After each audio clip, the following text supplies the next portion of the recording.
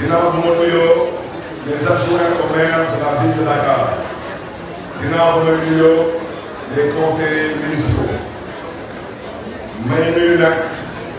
képp ku fi ñëw tey fekk si tey ndaje bi di ko jox wàccuwaayam mbokk yi lu ma bëggoon wax ci gàttal mooy benn fan doyul pour wone pour fësal suñu yéene suñu cofeel ak suñu yërmande ci askanu Dakar wante ñu ngi sant yàlla ci ñu yàlla baaxee tey bés bi ñu mën a wane suñu taxawaay mbokk yi daanaka ndóol bu am ci biir réew mi ndóol bu am ci Dakar bi dafa jéggi dayo te toog ban ci duut baaraam bañ koo wax loolu ñàkk gëm yàlla ci la dox moo tax man ma ànd ak bureau municipal bu ville de Dakar ànd ak conseil municipal bu ville de Dakar ànd ak administration bu ville de Dakar ne dañuy jël bés bi mu nekk une journée municipale de solidarité ak d'entraide mooy ñu jàppale suñu mbokk yi gëstu tamit mbokk yi nga xam ne ni saa bu ñuy yeew di jonkateel ak ay difficulté te wax dëgg yàlla état bi noonu doon seen yaakaar te état bi du yàlla xam doy na tey nag li ci mairie de Dakar ñu ne dañuy def suñu kéem kattan ak lu ñu yàlla baaxee ñu ne dañuy ànd ak askan boobu jéem a xool lan la ñu mën a def ba askan bi mën a gis seen bopp ci taxawaayu mairie de Dakar taxawaay boobu nag ñu ngi ko fas yéene amee mooy góorgóorlu ba lu tubaab di wooyee réduire les inégalités mooy lu tubaab di wooyee ramener l'humain au cœur de nos urgences mooy góorgóorlu ba mën a ormal doomu aadama mën a sargal doomu aadama mën a yëkkati doomu aadama mais loolu aussi ñu def suñu gën kàttan ba nit ñi mën ci gis seen bopp moo tax tey ma bëggoon biral wax ci journée bi juróomi at yu yàlla dama may ñu toog ci mairie bi at bu nekk dañu fas yéene am journée de solidarité et d'entraide pour la population de Dakar journée bi nag dañu fas yéene financer ay jigéen pour ñooñu mën a gën a góorgóorlu mën a gën a jàppale seen njaboot ak gën a am taxawaay ci réew mi jox leen ay machine à coudre jox leen ay congélateur ak jox leen tamit ay financement léegi ma jàppale tamit ndaw ñi ñu bëgg a développer ay entreprise ak ay industrie jàppale ndaw yi jox leen ay moto Jakarta jox leen ay tricycle tricycle nag na am ñaari baat yu ciy wax ngeen may ma balaa ñu distribuer tricycle yi ngeen may ma mën a toog waxtaan ak suñu mbokk yi dawal ay charrette yu Dakar xanaa wax leen ci yar ak teggin ci dëkkandoo ak mbokk dawal charrette Dakar dañ koy tere man waxuma ko yoon ko wax Dakar du àll Dakar dëkk la te dëkk day am muy tëddee man nag bokkuma ci xeetu homme politique yu gëm ay ñuy woy ci tubaab ay déguerpissement mooy daanaka jaay nit ñi doole pour am leneen lu ma gëm te wax naa ci suma campagne mooy woote waxtaan ci Dakar bi ñuy bokk Dakar bi ñuy bokk mooy waxtaanee Dakar ak ëllëgu Dakar ak ambulant ak sareet ak ñëpp ñu may jàppale ni que ñoom ñoo nekk ci mbedd daal seen doole te maam yaakaar su ñu amoon leneen jàpp ci leneen kon te li la yàlla dogal donc ñun suñu warugar mooy jël leen jàppale ba ñoom ñu mën ñu jàppale te ba Dakar mën a nekk un pays exemplaire moo tax bëggoon képp ku yor saret dinañ waxtaan képp ku nangu joxe charette ñu nangu la jox tricycle na wax ci leer tricycle boobu kenn du ko jaay parce que dinañ ko tracé te tamit dinañ ko def suivi bu ko jaay dinañ jàpp ne jël la alalu askan bi jaay ko te loolu daanaka su la toppee ci yoon da nga jàpp ne yaa doon sa bopp donc tricycle yi dina am ay ndaw di jot wante l'opération d'enlèvement des charrettes à Dakar nous comptons le faire à travers ay waxtaan yi ñu am ak borom charrette yi ñu nangu joxe seen charrette yi ñu nangu leen jàppale ci ay tricycle te tamit dinañ fas yéene am ay mutualisation ak ay mairie yu nekk en milieu rural pour ñooñu mën a jël charrette yi parce que ñoom ñoo gën a soxla la mairie de Dakar fas yéene tamit joxe ay congélateur fas yéene tamit joxe ay tablette numérique jox ko étudiants yi jox ko tamit xale yi ngeen xam ne ni ay lycéens lañu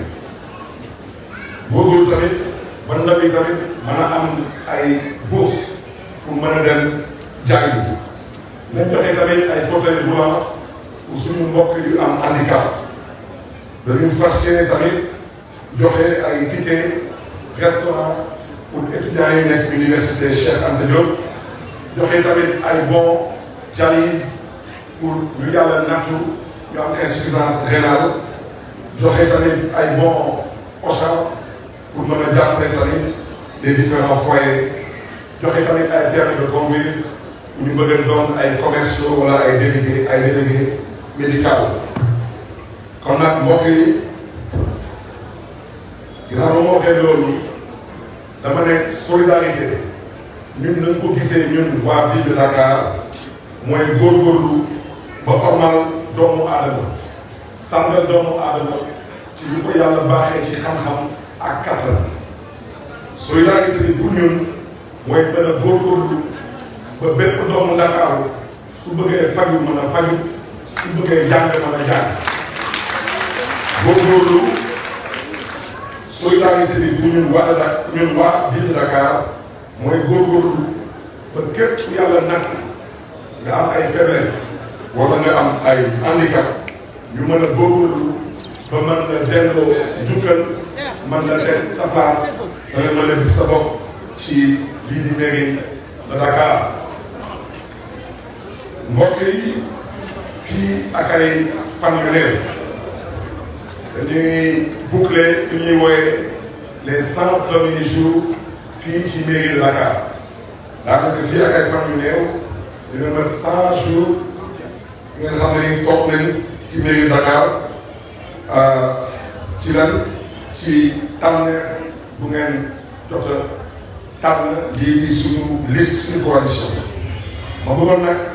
jëlal wax ci te mu leer ci bopp ñëpp dama ne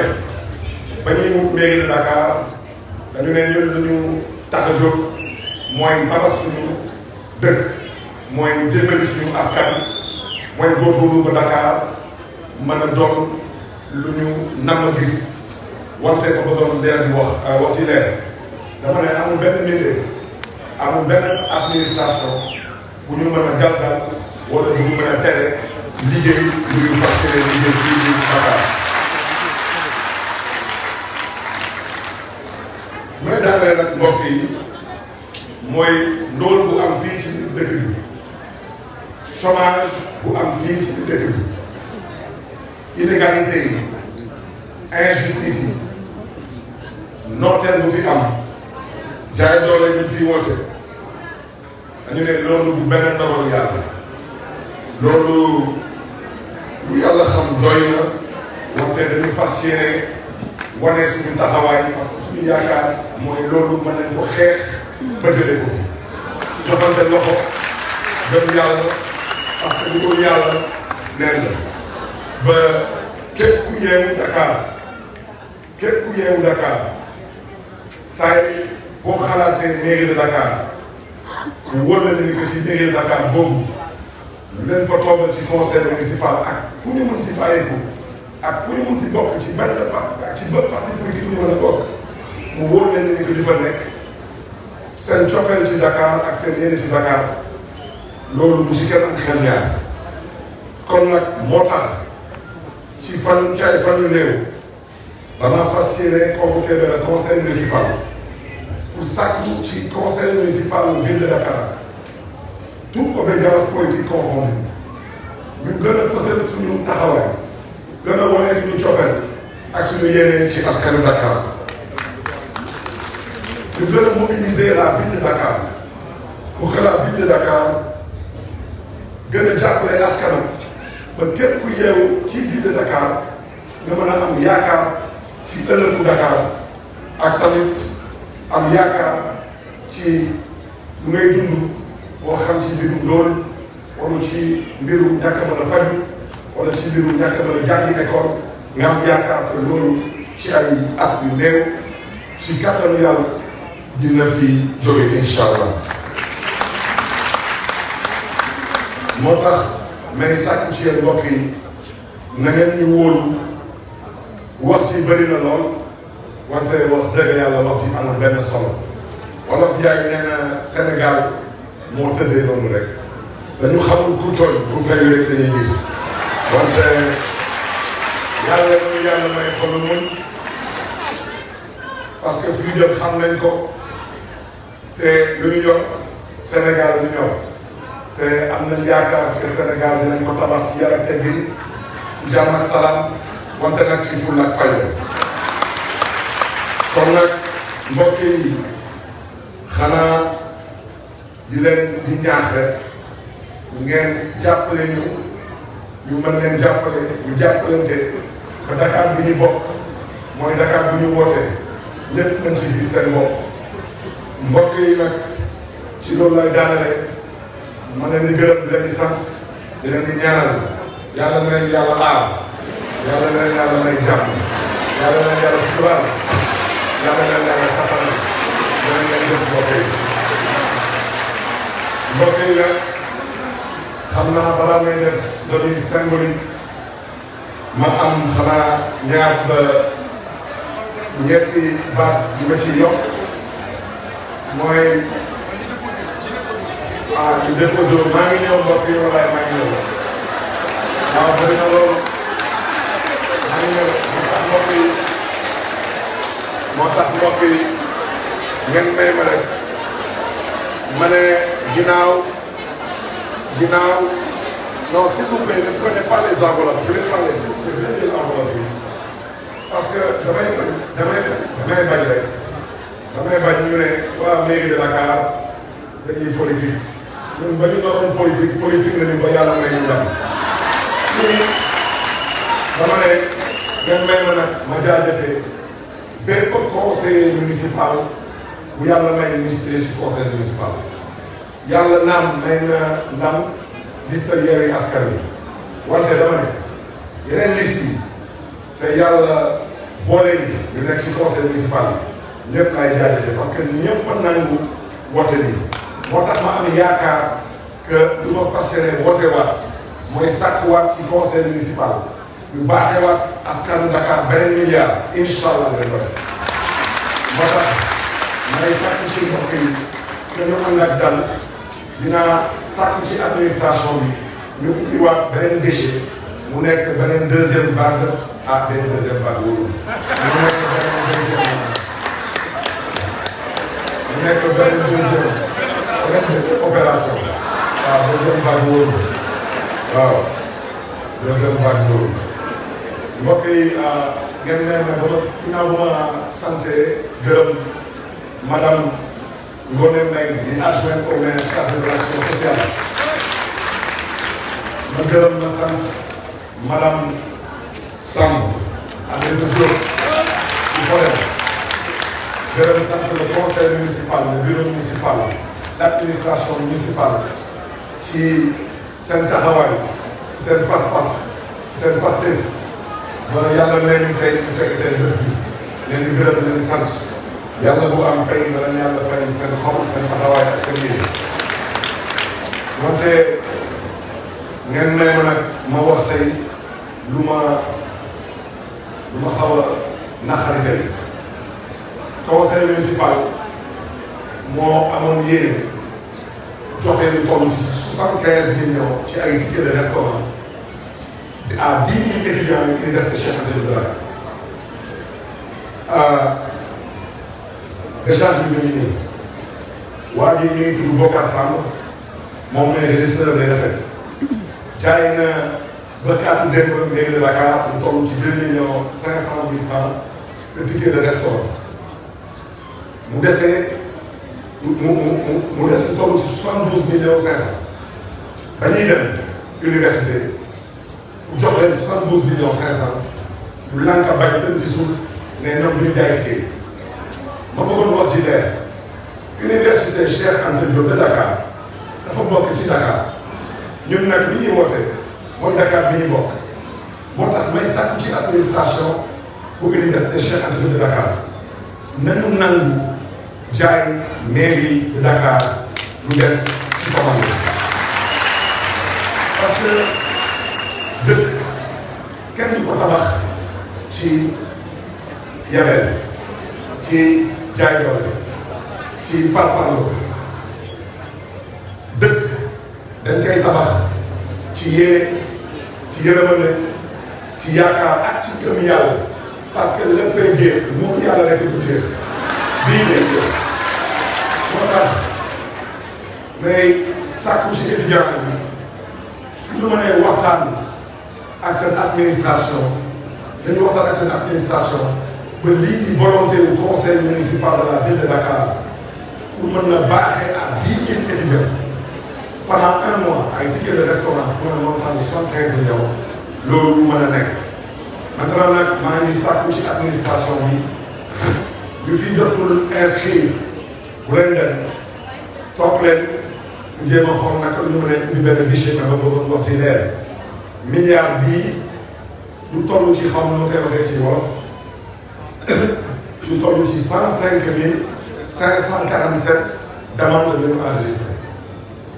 loolu moom daanaka 10 milliards sax lu tax du mën a gérer loolu téeméeri junni ak juróom fukk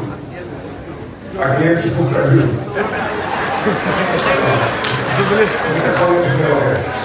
su ngeen xamulee tamit fu may waxee boo dee fu may waxee. loolu nag mbokk yi loolu lu muy firndeel mooy ndóol bu am ci dëkk bi ndóol bu am ci Dakar bi dafa jéggi dayoo moo tax incha allah lu yàlla may chance ñu bokk ci première opération bi dañuy def seen wërsëg lu yàlla mayu chance pour bindu may sàkku ci yéen ngeen toog ngeen mën a binduwaat pour la deuxième opération te maa leen di jox sama kàddu fii ak weer fas yéene woote waat beneen conseil municipal ci seen tur ma sàkkuwaat ci conseil municipal bu mën a baaxee askan Dakar bu tolluwaat ci benn milliard maa ngi leen di gërëm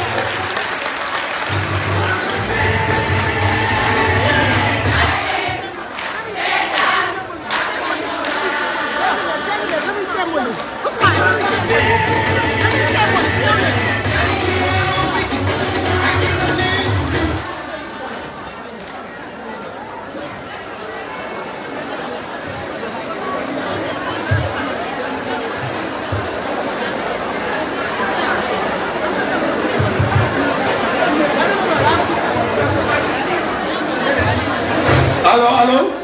ma ne mbooloo mi dama yaakaar ni Barthélémy Dias la mu jógee woon ba muy campagne loolu tey jii firndeel na ko ndax nag waxi daaw bu dëppoo defu ren deful ko Barthélémy yaa waxoon ni noon bi moo la itteel Barthélémy yaa waxoon ni askan bi moo la itteel Barthélémy yaa waxoon ni Ndakaaru moo la itteel Barthélémy yaa waxoon ni réewu Sénégal bii ñàkk gi ak coono bi ak ndaw ñi taxawal bi loolu la itteel bu ñu ma joxee Dakar lu ma ci mën dina ko tuuti tey loolu yaa ngi ca te jógoo ci kon tey def nga. Merci beaucoup. Alors, monsieur le maire de la ville de Dakar va procéder à la remise symbolique. Alors, nous allons procéder à la remise symbolique. Il s'agira de remettre les lots concernant les chaises roulantes. Alors, pour les chaises roulantes, il y a une partie invités. On va commencer avec un petit garçon. Il est handicapé. Il s'appelle Mohamed Seck. Alors, tout cela, on va chambouler le programme. Nous allons commencer avec les congélateurs. Les congélateurs, le bénéficiaire s'appelle Seynabou Tine de Dakar Plateau. Seynabou Tine de Dakar Plateau. Alors, on va changer tout cela. Nous allons commencer plutôt avec Mohamed Seck, le garçon de 4 ans qui est handicapé, à qui le maire va remettre le roulante. Alors, vous l'avez vu, ils sont en train de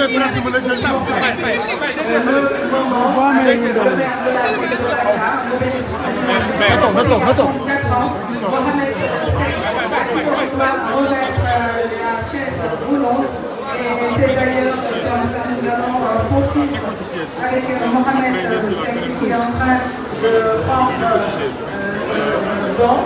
Alors, beaucoup de ministres de monsieur le maire de la ville de Dakar, li nga xamante ni mooy don yi ñu daal di tàmbali ak lii di remise symbolique bi nga xamante ni moom la ñuy def 10 ci lu ne li nga xamante ni moom la ville de Dakar ko maye. Alors Mohamed Seck moom nag di ab tout tànk bu nga xamante ni ñenn ak am waaye nag monsieur le maire de la ville de Dakar di ko remettre li nga xamante ni chaise roulante ndax loolu dafa bokk ci don yi nga xamante ni moom la ñuy joxe ngir daal di taxawu askan wi yéen a ngi ko gis Mohamed Seck ñu àndandoo ak waajuram bu góor monsieur le maire di ko jébbal don bi ma ñaan leen ngeen may leen loxo may loxo monsieur le maire de la ville de Dakar bi nga xamante ni moom mooy assister les populations je rappelle 1 milliard en nature et SS ngir taxawu ñi nga xamante ni ñooy population Dakar et même au-delà dégg ngeen tamit itam wax dañuy daal di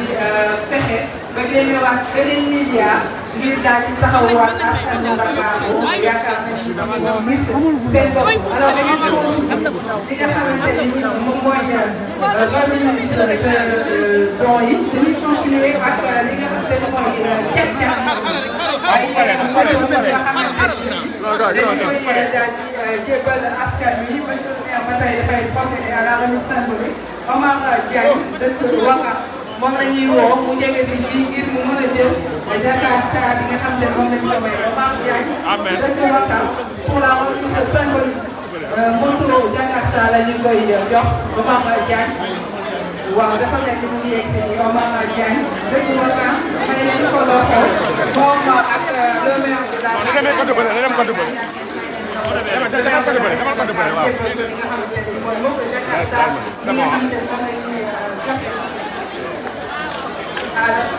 dañuy continuer avec moom scooter lañ ko jox dañuy continuer avec li nga xamante ni moom mooy ginnaaw congélateur ak lii di wala boog ginnaaw lii di chaise roulante ak càq-càq yi nga xamante ni moom la ñuy joxe dañuy daal di ñëw li nga xamante ni mooy tablette. alors tablette yi Absatou Camara moom étudiante la mooy bénéficiaire bi Absatou Camara étudiant ñu koy ñaan mu jege si ngir moom tamit jël tablette am su ko defee monsieur le maire daal di ko koy mën a jébbal ginnaaw bi nga xamante ni jox na kii di Omar Diagne dëkk Ouakam lii di moto scooter bu nga xam ne jox nañ ko ko.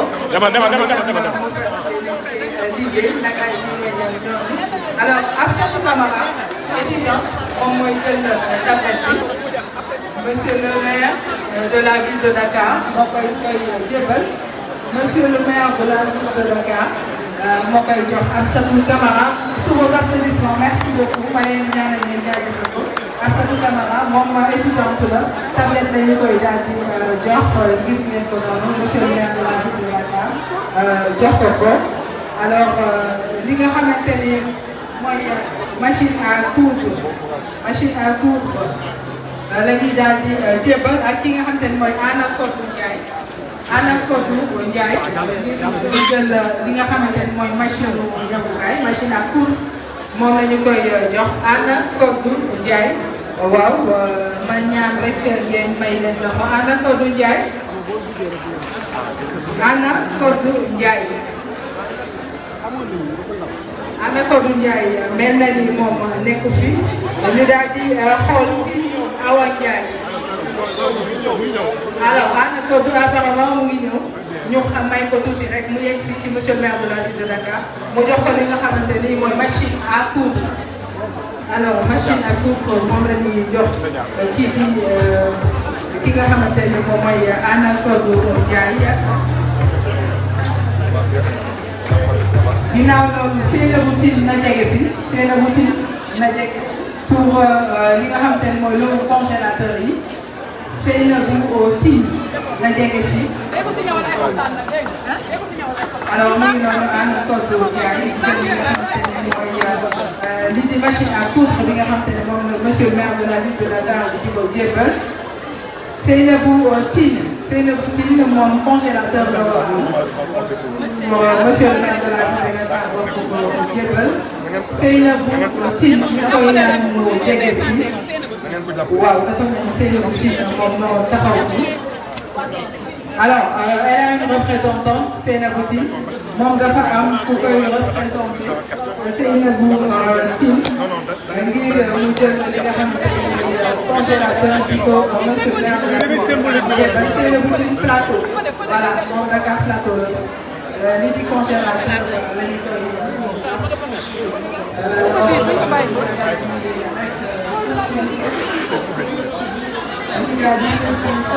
ak leneen li nga xamante ni mooy ay doom li nga xamante ni moom la ñuy joxe ma fàttali ne li nga xamante ni moom la ville de Dakar bu mayee mooy ay chaises roulantes dialyse ay bons dialyse ay tablettes ay machines à coudre mooy machine ñëwukaay bi ngeen gis léegi ay congélateurs ay bons Auchan ay permis de conduire ay tricycle mais également ay càq-càq Jakarta wala scooter ñu koy waxee ay li nga xamante ni mooy financement individuel ay calebasses ak li nga xamante ni mooy ticket restaurant dégg ngeen bu baax monsieur le maire de la ville de Dakar li mu ci wax. alors dañuy daal di poursuivre ak Angèle Gomis ngir mu mën a ñëw jël bon Auchan Angèle Gomis dañ koy jege si ngir ñu jébal ko li nga xamante ni moom mooy bon Auchan. alors Anna Gomis ngir mu ñëw jël si bon Auchan bi nga xamante ni moom la koy jox Anna Gomis alors mu ngi génn ci borom Angèle Gomis mu ngi noonu moom tamit ñu jox ko loolu ak li nga xamante ni moom bon Auchan dañu ko daal di jox dañuy daal di continuer ak li nga xamante ni moom mooy tricycle moom la ñuy daal di continuer ak li nga xamante ni mooy suqali sa gox normalement mouvement la wala mouvement nga xamante ni ñu nga nekk ca Grand Yoff suqali sa gox la tudd nekk ca Grand Yoff ñoom dañu leen di daal di jox ci li nga xamante ni mooy tricycle yi leen di daal di jox ñu la woo rek ki nga xamante ni moo représenté suqali sa gox ngir mu ñëw daal di jël bon bi nga xamante ne moom la koy jox wala boobu caa plutôt pour tricycle bi moom la ñu koy jox ko ki nga xamante ni suqali sa gox maa ngi représenté moom la ñu koy mu teew si fii ñu daal di koy jox li nga xamante ni mooy caabi ngir tricycle yi nga xamante ni moom la ville bu Dakar di joxe fi mu toll nii ñu daal di continuer remise symbolique bi ak li nga xamante ni dañuy continuer ak bon dialyse yi nga xamante ni moom la ville bu Dakar di maye ñu woo Catherine Chantal Koukou bon dialyse lañ koy wax Catherine Chantal Koukou bi dëkk Baobab ngir mu ñëw jël bon dialyse bi nga xamante ni moom la ville bu Dakar di remettre ñi nga xamante ni dañu amee feebar boobule Catherine Chantal Koukou mu ngi nii di yegg si moom tamit ngir ville bu Dakar wala maire de ville bu Dakar di koy jébbal li nga xamante ni mooy bon dialyse bi nga xamante ni moom la ñuy joxe alors dañuy daal di continuer ak li nga xamante ne nii mooy niveau yi nga xamante ne ville bu Dakar moom la jël alors je rappelle en nature et en espèces 1 milliard débloqué par la ville de Dakar pour soutenir les populations des 19 communes de la ville de Dakar. On poursuit la remise symbolique avec le maire de la ville de Dakar, Barthélémy Toye Dias. Je rappelle, il s'agit de bons cochons, il s'agit également de congélateurs, de permis de conduire. Alors, on poursuit avec les calebasses. Les calebasses, c'est pour les groupements de femmes. Yi nga xamante ni ñoom ñu ngi fi ñu fas yéene leen daal di jox ay bon ngir nga xamante ni dañu leen di jàppale. Alors, ñu daal di woo ñi nga xamante ne forum des femmes du développement. Calebasses Sacré-Cœur alors Calebasses Sacré-Cœur la ñu woo ñoom ñu ñëw daal di jël li nga xamante ni moom la leen ville bu Dakar ñu jébbal kii représenté Calebasses Sacré-Cœur moom la ñuy woo ngir mu daal di ñëw daal di jël li nga xamante ni moom mooy lii ko ville bu Dakar di jox. xanaa ma daal di leen di fàttali rek askan bi ne bu dul financement am ngeen li nga xamante ne ay appui la alors dañuy woo Awa Diagne APEXI ngir wàllu calebasses bi su ko defee mu ñëw maire bu ville bu Dakar daal di koy jébbal appui bi nga xamante ni ville bu Dakar moom lay joxe lii di groupement ak GIE yi nga xamante ni dañuy boot ay nit itam ba liggéey Marie comme calebasses bi